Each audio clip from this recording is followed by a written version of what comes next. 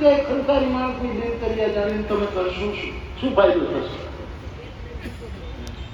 મારે તો કઈ છેપાવું નથી, કહી દો હમણાં પોપટની જેમ પાઠ કરી દઉં તમારી વ્યાયામ આટલા હું ઉઠું છું, નામ કરું છું તેમ, પણ એથી તમને ફાયદો શું? આપણા પોતાની તમારી દિનચર્યા કરે.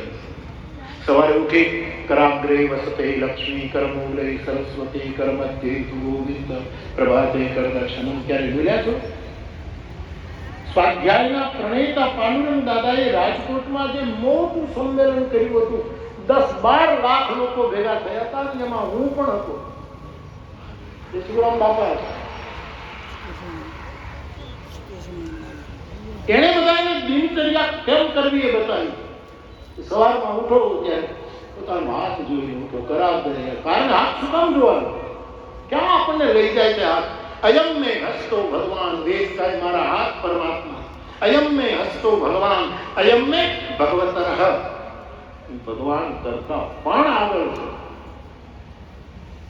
વિશ્વ ભેષજમ, મારા હાથ વિશ્વના બીમારીની ઔષધિ આપ વેદ જ કહી શકે. મારા હાથ વિશ્વની બીમારીનું ઔષધ. વિશ્વ ભેષજમ.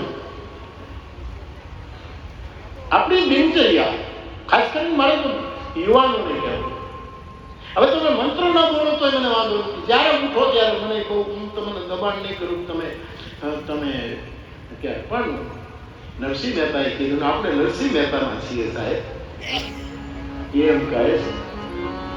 રાતે બહુ જાગ્યા તો મોડે સુધી સુવાય, પ્રેક્ટિકલ તો એમાં કોઈ મારે કોઈ તમને નિયમમાં બાંધવાની સૂતું રહે. પણ એવું મનમાં એક વિચાર આવે કે હું જ્યારે જાગું ત્યારે ચોથો પ્રહર. જો હરિનામ લેતા લેતા જાગશો તો જ્યારે જાગ્યા એ તમારા માટે ચોથો પ્રહર. એ ઓશો એમ કહે છે કે સાધુ બ્રહ્મ મુહૂર્તમાં નથી જાગતો, એને કોઈ નિયમ નથી, એ જ્યારે જાગે એ જ બ્રહ્મ મુહૂર્ત. એવું ઓશોનું વક્તવ્ય અને ગમે છે, પ્રેક્ટિકલ છે. આ સ્કૂલોના સમય થોડાક મોડા ન કરે, છોકરાને પરાણે 6 વાગ્યામાં ઉઠાડવા પડે. પેલા એને સુવા દો. એવું તમે શું શિક્ષણ ભણાવીને પેલું કરી નાખો. છોકરાની હાથમાં નાનો એને જગાડે, એની માઓ જગાડે, ના જવાનું છે, ઓલો રોતો થોડુંક મોડું ન કરી શકાય? એટલું દાપણ આપણામાં આવવું જોઈએ.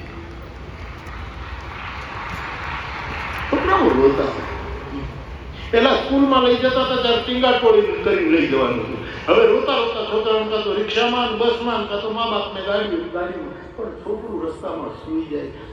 એ શું ભણશે? થોડા પ્રેક્ટિકલ.